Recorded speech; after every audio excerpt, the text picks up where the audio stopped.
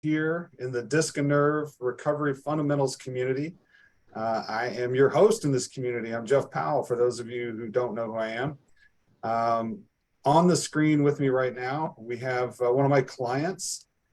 This is Jesse Heiss, and Jesse and I are going to go over some stuff that we think a lot of you guys are going to find really helpful today. So the title of this is How to Go from Years of Sciatic Pain to Freedom in Under 90 Days. Okay, and we'll talk about that and the concept of that, because recovery in and of itself can have different definitions for different people. So it's not a one size fits all. Unfortunately, that tends to be kind of how a lot of therapeutic approaches approach pain, is that, hey, you have this pain, so this is what you do, even without asking what it is you want to do. So we're going to talk about that. And then I put in this that what you're going to learn today is one, how to break a hopeless mindset to allow you to see clearly. So creating some clear vision is a really big deal. The secret to making genuine forward progress. And so Jesse's going to be our role model in that, because he has absolutely operated as a role model in how this thing works. And then step by step, how freedom from a prison of pain is achieved, because pain can quite literally be a very trying and difficult prison. And so, Jesse, let me let you say hi to everybody. And how about this? We just discovered something about each other that we didn't even know until we just got on this morning. I'll let you share that, because that was really fun to learn. All right. Well, as Jeff said, name is Jesse Heiss. Grew up in and around Columbia, Missouri, and it turns out we're both Jeff and I are from the same city. Yeah. Or thereabouts. But I think since then I've kind of bounced between there, St. Louis, lived in Colorado for a bit, and then came back to Missouri, and then just happenstance I connected with you, Jeff, and learned how to make progress and recovering with what I had been dealing with for some time. Yeah, and let's go ahead and just jump right in. Let me introduce this. So if you're new to the group, the Disc and Nerve Recovery Fundamentals community, what this group is here for is to provide information, inspiration, guidance, support for folks who are suffering disc issues and or nerve issues. And so Jesse and I got started working together. Sciatic pain could be just sort of the general description. And so what we wanted to do in this session is kind of give a picture of where he was coming from, because we think a lot of you guys are going to be able to relate to that. And then where he is now, and how in the world does that happen? So Jesse, if you don't mind, if you could go ahead and just paint us a basic picture first, and we talked about this. How long had you been dealing with lumbar issues before you and I started getting together? Well, as I mentioned, just talking with various people recently, have sort of tallied it up that within about a 20-year span of lifting things I shouldn't, or improper methods, I'd kind of gradually caused more and more damage to lumbar spine, and I think about 4 years ago, I had the worst herniation that I had experienced. So that I'd had several prior to that. They just seem to get worse as they go. But the amount of disability I started to feel after that last one hit pretty hard, and then it just dawned on me, maybe this is something I need to go get imaging on. So said while we were living in Colorado, I started to get X-rays and MRI and such, and Okay. sure enough, I fully herniated a disc, and it was gone, and the disc above it was pretty flat, and so then was dealing with a tremendous amount of nerve pain, and in that 4-year span, it was like I aged another 30 or 40 years, had to slow down and avoid And I want to let me moving. jump in here real quick, because you were saying a lot of stuff that I think a lot of folks here can relate to, and I actually haven't welcomed our audience in the way that we usually do here. And what I want to say is, if you're watching this live, so participation can be really helpful. Can be helpful for us to guide us in knowing what it is you guys are wanting to hear about, but then also it can be really helpful for you guys. Folks, what we find is folks who participate on these and kind of keep momentum going are the folks that start to really find their solutions. And so if you're listening right now, if you're watching the live with us, go ahead and comment live. If you're catching this, because a lot of you guys asked for the recording, if you're catching the recording, go ahead and comment replay. But there's one other thing that I'm curious about. So Jesse was talking about this sort of slow grind over the years that started getting worse and worse. And then he had this horrible event, which a lot of times people tend to think that these things just happen out of the blue, but it does tend to be sort of this slow grind. If any of you can relate to that, again, whether you're listening now or in the future, feel free to comment relate. And Jesse, I want to help people understand like how this was showing up for you, because you're like a jack of all trades. Like, you can do mechanic work, you can do construction work, you can do all this stuff. Can you tell me like how this pain, and we'll talk about, even just like the beginning of this year, like how this pain was affecting that lifestyle, that ability to do those things? Yeah. Well,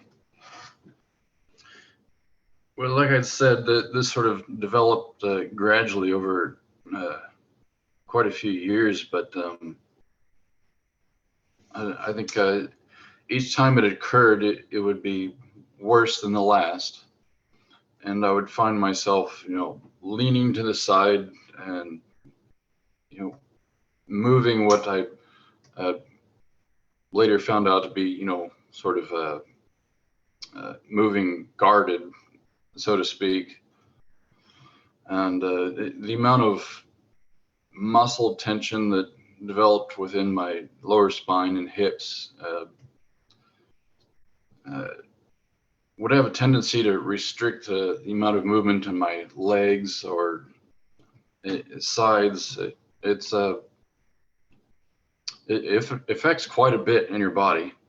Yeah, and I think, we were talking about how not only you were feeling this tension, but you also, talked about like a floating spine, like you felt this vulnerability. Oh, yes. In your spine, because it would, in a sense, like you said, it would come and go. So sometimes it would be murderous, crippling pain. I think one of your quotes when we first started talking, what was it? I've spent many weekends lying on the floor. Yeah. In fact, I just talked about that recently. Yeah. So I'll admit that, I was completely ignorant about what was going on for years. And I thought it was just crazy muscle spasms. And I'd, go to work, lift some ridiculous amount of weight or something and go on about my life. And then out of nowhere, I would sit down to relax at home, and just the amount of pain that would hit. Yeah. And the only way I could find comfort is laying on the floor with my knees up. Yeah. And so what you're describing is really common. You're describing the so. process where people do stuff and then they're okay, like they lift the heavy thing and do this stuff, and then like you're doing something. Like I remember, because I've had these injuries in the past myself. I remember one time I was reaching down to grab my keys. I didn't even get my finger onto my keys, and it was like snap. I just got shot, and like my whole body went into this sort of stiff shock. And then I would do this little step. I could make one foot go forward and the other one catch up to it. Mhm. And I would have to do this sort of shuffle. It sounds like you're describing something similar, where you've done the work, and then, like you said, you're sitting there, and then all of a sudden, the Yeah, only thing you can do to find relief is lay on the floor with your knees up. I had noticed a pattern to it, and I think you create that inflammation within a disc, and then once you find that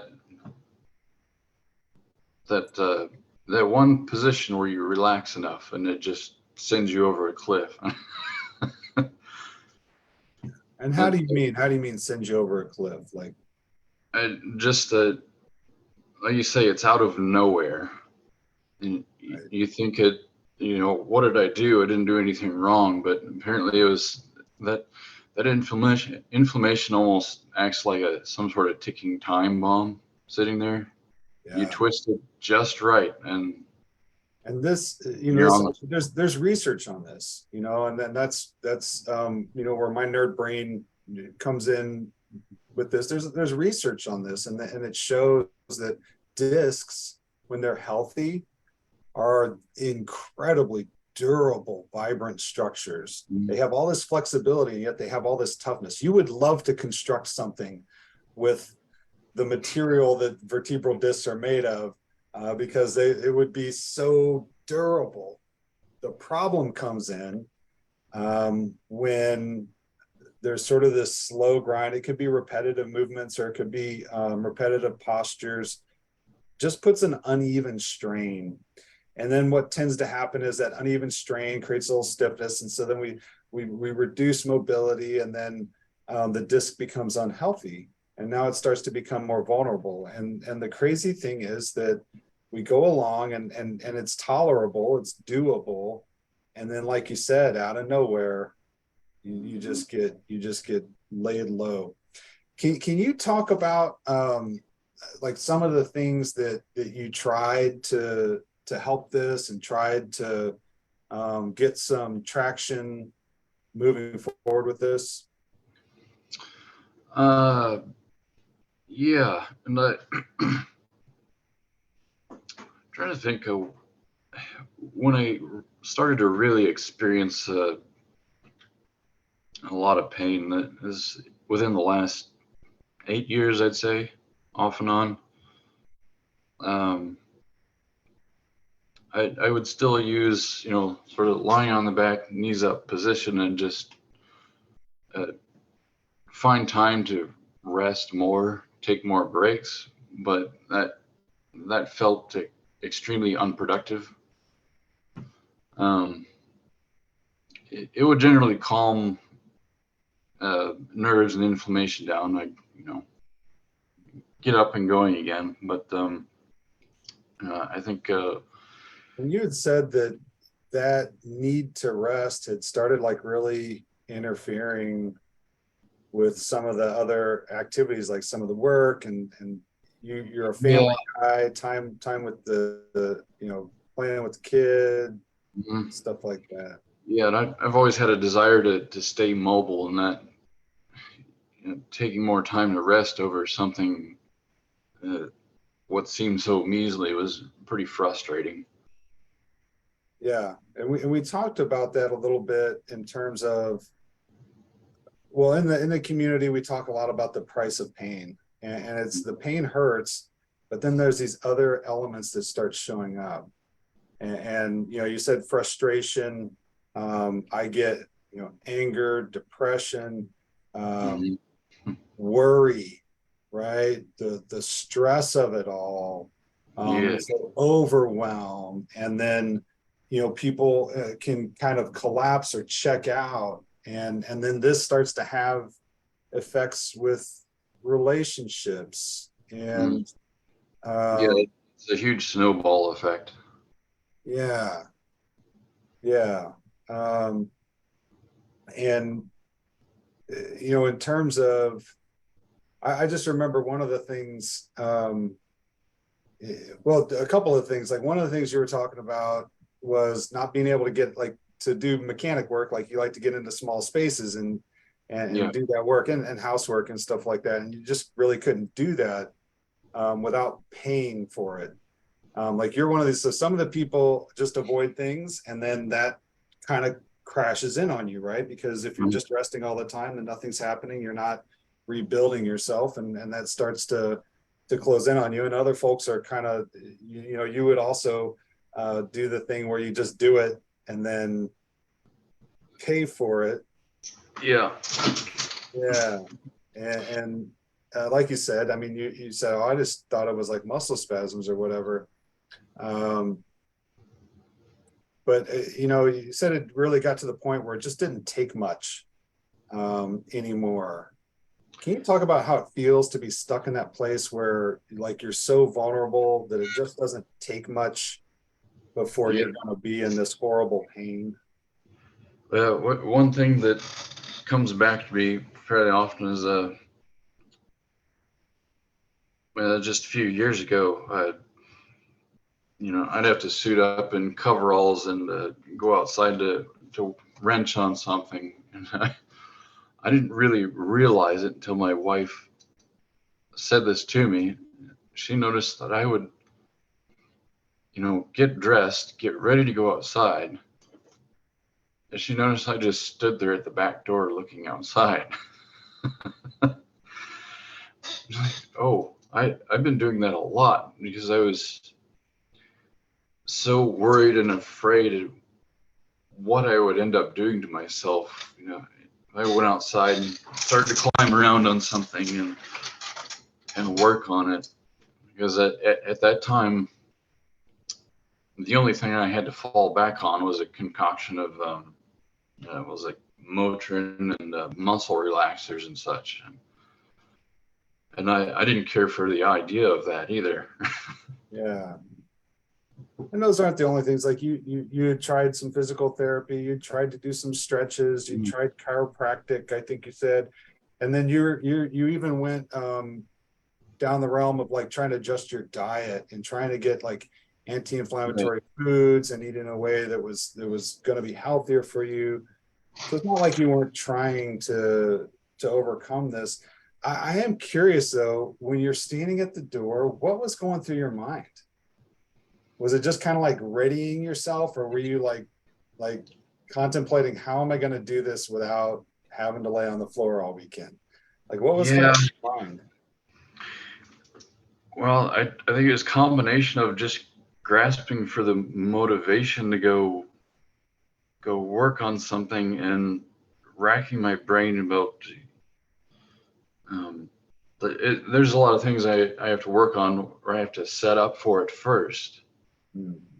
But with this injury, the amount of time and effort it took to actually set up anymore so that I didn't hurt myself again Uh, had become just astounding.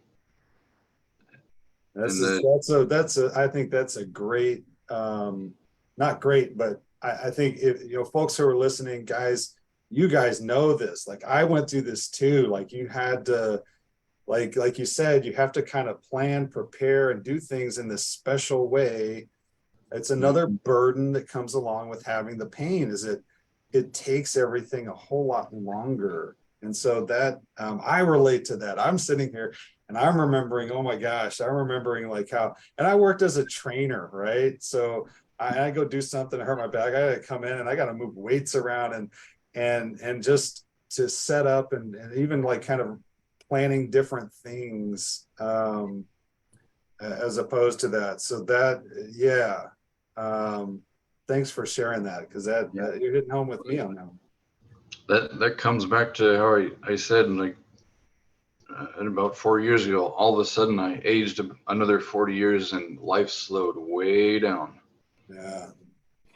So let's start shifting gears, because then we we met, we connected. And then at one point, like right away, you didn't just like hop in and sign up, but then over time you went ahead and signed. Do you remember what you told me? When you did say, okay, I'm going to go ahead and sign up. Do you remember what you told me? Was one of the big things that made you go, okay, I'll go ahead and roll the dice with this? Because you weren't fully convinced at the time. No. Do you mind if I share it? Okay. No, go. So you said, I've been doing it myself for a while, but my wife wants me to see someone. And she's like, okay, this is great. You've been working at this. And all I can picture is like, you're this guy that fixes everything and you rebuild and you build and all this stuff. And here you are trying to do that for yourself. And it's like, I can kind of picture your wife looking like as if my wife looking at me trying to fix something. I'm not great at fixing things. And so it's kind of like, shouldn't we just, call somebody now? Like most people, when they go to fix like an air conditioner or something like that, they're like, I just can't figure this out. Maybe we should call somebody. I don't know if that's how it went, but that's kind of how I was picturing when you brought that up, was that it was one of these things, been tinkering a while, and she's like, maybe we call somebody. You say that, watches me fix all left around the house, but he can't see himself right. You fix all the stuff around the house, but yep, sure enough. Yeah. And I think that's one of the tough things for people when they look at like working with a coach or something, is they're like, I can figure this out, but how long is that going to take, and what's the price you're going to pay in that process of going through that? When you can, like if you wanted to learn how to fix a car and you had a friend who knew how to fix that car, you could go to when I was a kid, you go to the Chilton's manual, or you could just go talk to your buddy, and then you get through it a whole lot quicker. And that's really kind of the mentorship coaching process. Yeah, most knowledge is passed on from someone else, but if you haven't met somebody that has the kind of coaching knowledge, then yeah. And I'm curious if anybody listening now or in the future, if you guys are kind of stuck in that DIY loop, where you're like, I just keep tinkering. If you're stuck in that DIY loop, go ahead and just comment DIY, drop that down in the comments. So we started working together, and one of your very first, so we actually started in what's called the disc and nerve first aid. We started disc and nerve first aid. It's something I do with people who are hurting, they're feeling stuck, and they're just like, I just need a little bit of relief right now. So we do this disc and nerve first aid, and the goal is to help you learn a skill that you can use, you can rely on, that's going to help you to reduce that stress, that intensity, that pain, and to do that in a way that it can be progressive over time, to where it helps you to feel a little bit more comfortable. And we do that in about a week, right? We do that in about a week. And so we have a form, and this helps make sure things are going well. We have a form called the compass, right? Jesse, we have this compass. And one of the first comments on your compass, and I loved this because it was so early in the plan, and it told me, oh man, we are definitely on track here. I said, what's your win? And you said the stability.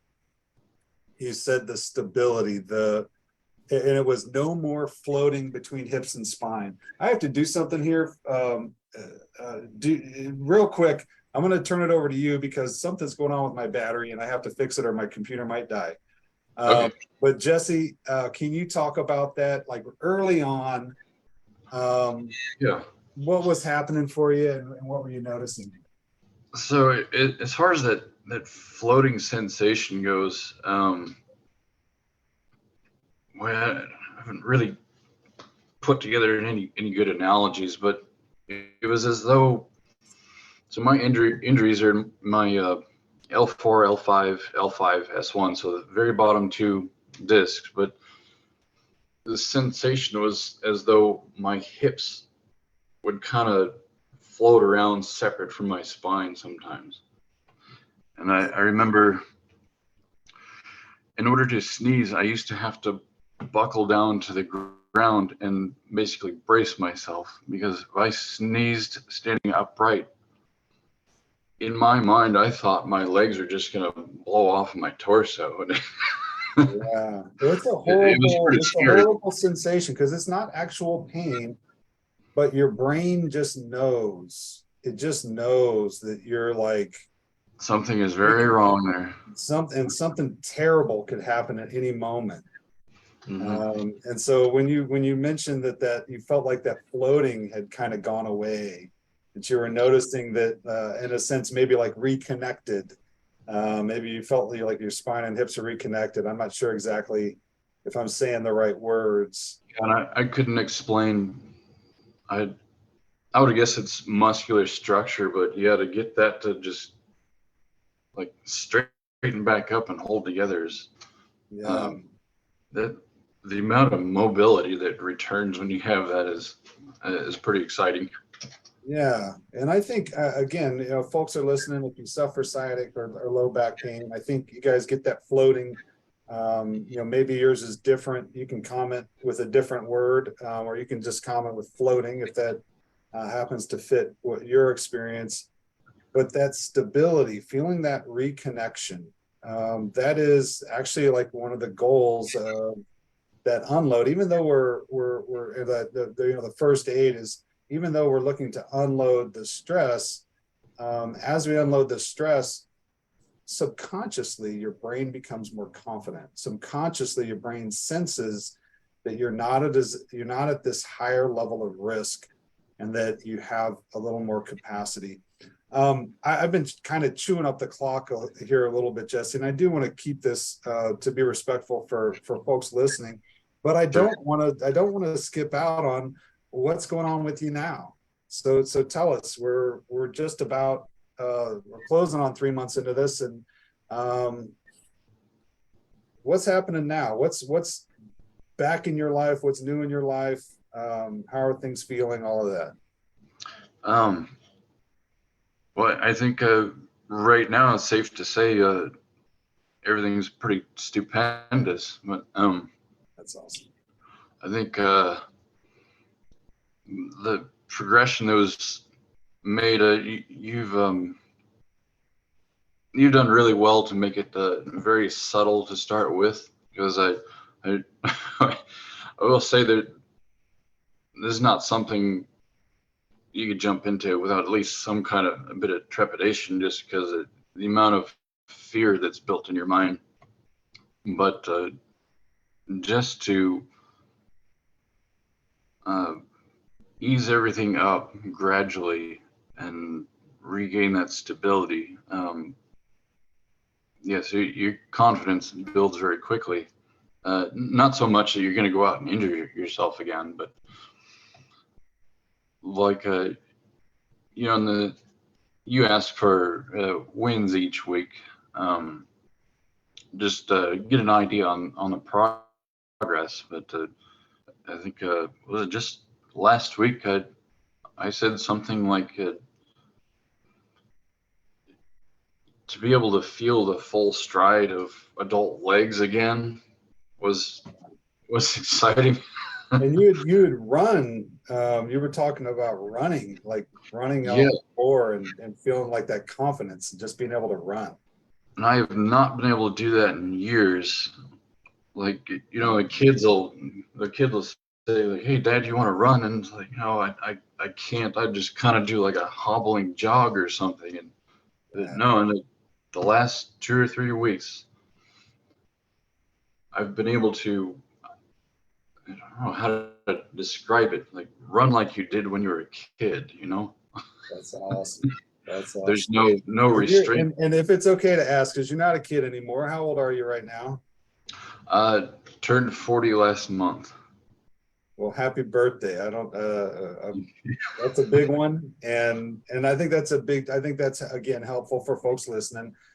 The kids, I remember, so one of the other quotes was one of the wins, probably my kids roughhousing with me. you were talking about something about like trying to play a game with one of them. The other one just kept jumping on your shoulders and you didn't have to say stop. Yeah, that was a few weeks ago too. Youngest, he's 7 now. Um, I a good 20 times just run around, come up behind me, full on jump, legs onto my shoulders, and I'm Can you sitting there. imagine that like 6 months ago? Like what would have happened 6 months ago if you had done that? I I I might have been crying and because it was in so much pain and just laying there on the floor. Yeah. So how'd that feel to like just be able to like let him do that? And Uh, Puzzling at first, but and it's like, how did I get back to this point? But it did bring a smile to my face sitting there, realizing that I was able to hold up to this. yeah, But yeah, I've had several of those moments in the last few weeks where I realized that you know my both my body and mind are able to hold up to this sort of physical abuse again, and there's no repercussions. that's awesome. That's awesome. And a lot of people hear that if you have this injury, you have this disc thing, it's like a permanent thing. And Yeah. we're under no illusion. There are some basic things that you and I have talked about that you just want to keep doing to keep the healthy coming forward. What would you say to somebody who said like, no, you can't recover once you have a disc? Like you either have surgery or you just deal with the pain. What would you say to somebody who's thinking that? Because we got a lot of people who think that. Oh, They're actually told that by doctors. hey, yeah, as was I. Yeah, I haven't really had that kind of discussion with anybody yet, but yeah, well, the majority, if not all of your body has the ability to recover and rebuild. I think it has very much a lot to do with how you go about it. And from what I can tell, there's a major lack in knowledge of how to go about it properly. And I'm quite certain this is going to be different for everybody. The injuries are different between each body, but it seems like there's a way to do it, and as far as I know, it can be done. Awesome. Yeah. Yeah. I mean, you're not 10 years down the road yet to have the perspective to say. And Yeah. you said there's a process to doing it. Is there anything that you notice about what we're doing that just feels different to you than what you've tried in the past or what you've been guided to in the past? I think what comes to mind is the way you've been able to fine tune particular stretches or exercises um, to more or less corner or target uh, the problem and be able to work, around it because it's not I'm trying to think of how I explain it. So you have like a disc injury. There's everything around it locally becomes a problem as well. And I guess you've managed to make sure that I can take it easy to sort of take tension off the muscles and joints around to that, and then we can focus on rebuilding around the disc. And Yeah, and I remember actually you're making me kind of realize, yeah, we actually started with the nerve. We didn't even start with the disc. We just kind of left the disc alone. We did stuff that was helpful for the disc, but it wasn't directed to helping the disc to recover. And now you are doing things now that are directly focused on helping the disc itself to Yeah. recover. But we didn't start with that for a little while. We just focused on the nerve because that's what was limiting you. That's what was causing you pain. And And yeah, got some recovery on that. And it actually, it's interesting because you talk about the inflammation in the disc and we help the nerve, and yet helping the nerve helped you not feel that floating in the spine that mhm. most people would like chalk up to the disc. Um, but I think a lot of people don't realize it's the nerve that the nerve is what communicates the inflammation. It's what has the substance inside of the nerve. It literally releases the substance that creates inflammation. And so if we don't take care of the nerve, we're really gonna have a hard time getting to that disc. Yeah, that's why I say I think a lot of people lack that knowledge, and I didn't know that coming into this either. You started talking about taking care of the nerve first, and I was like, huh? Yeah. Yeah, I don't think it's a common approach. I haven't really seen it. And the way that that approach in and of itself. I've had good fortune. I, I I like to say like I don't really invent stuff. I refine stuff, but I like to talk to really smart people who really care about their work and who've really done a lot of research on their work to validate their approach. And then Mhm. when we start to put those things to use, then we need to refine them as we go. Um, so thanks so much for sharing that. And you had Yeah, mentioned before. I'm going to kind of wrap us up here. There's so much more to the story and so many more wins. I remember right. I got to throw one more out. You were bending forward, tying your shoes. And I'm just wondering if anybody's listening, you have spine pain or sciatic issue, would you ever dare bend forward to tie your shoes, right? And I know the answer because my answer would have been no, man. You have this sort of like you getting to tie your shoes can be like a really big deal. I remember I had to like have my shoes to slip on because I couldn't even get my foot. I couldn't even pull my knee in and bend because everything was just so scary. So I loved that win. But you mentioned how you were feeling and like you said fear, like of trying something different, trying something new, like or hesitation to even begin talking about something different. What would you say to somebody who was feeling that fear, like they're just scared to take a look or scared to try something out? Um,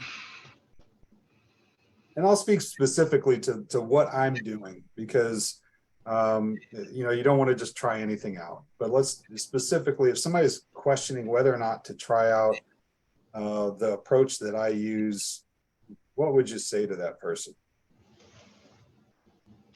mm, I'd I think I'd say when first of all I don't have the solution for anybody else, but what you've been able to do is approach with certain relaxation. Um, you've been able to help, actually loosen everything up so that I can start moving again. Um, like you'd mentioned, I went through some physical therapy, uh, many trips to chiropractor. It all seemed temporary, and I never walked away having any idea what was actually fixed, if anything. Um, so what you've made sure that we're on the same page to this whole path, so that we both understand, like what you're teaching me, what my feedback is to you, and so on. Yeah, I appreciate that. Yeah, so I'm going to put a couple of words because I actually have a name for that process that I use to start with. I call it lowest hanging fruit. And I call it that because if you think about going to a fruit tree and you want some fruit, you could climb up the tree, but there's some risk involved in that. You know, you could spend some time doing this, but if you just look at that piece of fruit, it's the lowest hanging fruit. It's right in front of you. It looks like it's just ready to fall. It's easy and it's good, right? It's something that's there. It's safe. It's not difficult. And you get some food, you get something in your belly to start with to warm your belly. And so my approach is, let's look for a skill that's going to be studied, is very, very safe. It fits your need. It's not difficult to execute, and it's more than likely going to produce some benefit. And so if we can just, first do no harm and get a little bit of benefit, that feels really good to learn a skill like that. I had a client in the past, she called it her off button. And she loved her off button because she could use it. When she first started, as things started going up, she could use it and she could bring things down. And so there's a sense of empowerment. And to me, like in the world that I've been in, I've been coaching people for 35 years and helping people regain that sense of personal power. Like you said, walking away from whatever, professional's office and, hey, it felt a little better, but I don't really know what happened. I don't really know what to do about it. And I guess I better go back again. It's this sort of loop that people get stuck in, right? The session after session, and the promise is that if you come in for enough sessions, then you don't have to come in as often, but you're still going to come in. And so it's not empowerment. And that's one of the things I love about this virtual environment, is that's the only way we can work, is with empowerment. And some people don't want to do that. They just want you to fix them. And I get that. I've done that. Yeah. And I still do a couple days a week. I still do in-person stuff, and I still, but those people know I'm gonna be checking on their homework, because I ultimately we're not going to work together forever. It's just not going to happen. So I need to make sure that you guys have stuff. And so I appreciate you kind of bringing those things to light. Anything else you want to say? Let's say somebody who's suffering right now, and they're feeling like giving up, and they just feel lost and like hopeless, and like there's nothing in front of me.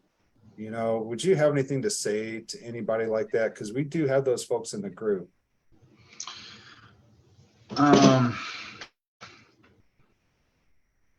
I'd say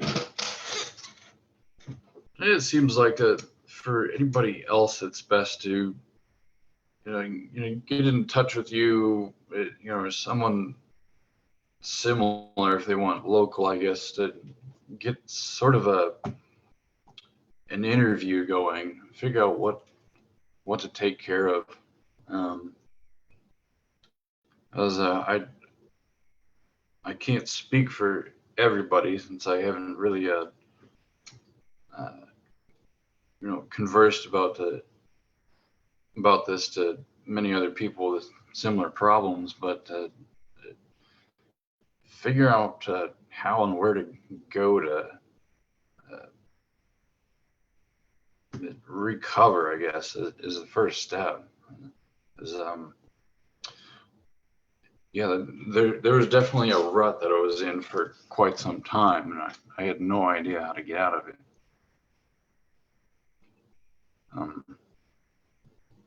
So like what you've done, you've been able to provide the advice that I definitely needed to get started with.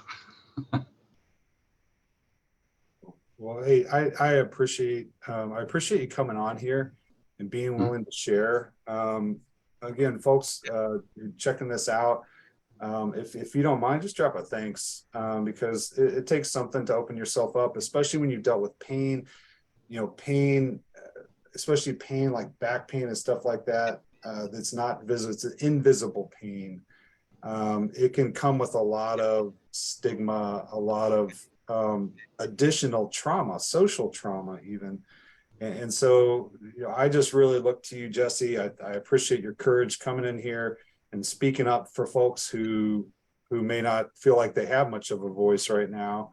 But then also sharing your experience and sharing, what you've been through, because it's a ton, man. you know, Yeah. 8 years of rough time. And like you said, especially the last 4 years, that's a long time, man. And so really appreciate you coming on here with us. And I see a thanks in the comments already. So thank you, sir. Everybody listening, thank you all for listening. Hopefully you got something out of this. Hopefully you felt like this was helpful. If you felt like this was helpful for you, go ahead and comment helpful. If there's something, if there's an issue that we haven't talked about, if there's something that you'd like to hear more about, you can go ahead and drop that in the comments too. And I'm always going to try and find the information that you guys are looking for and bring it to you in a way that you can digest and hopefully find some benefit. Jesse, thank you, sir. I'm going to go ahead and sign us off for the day, and we'll be talking because we're still doing work together. So we'll be talking again soon. Yep. Thank you so much. All right. Thanks, everybody.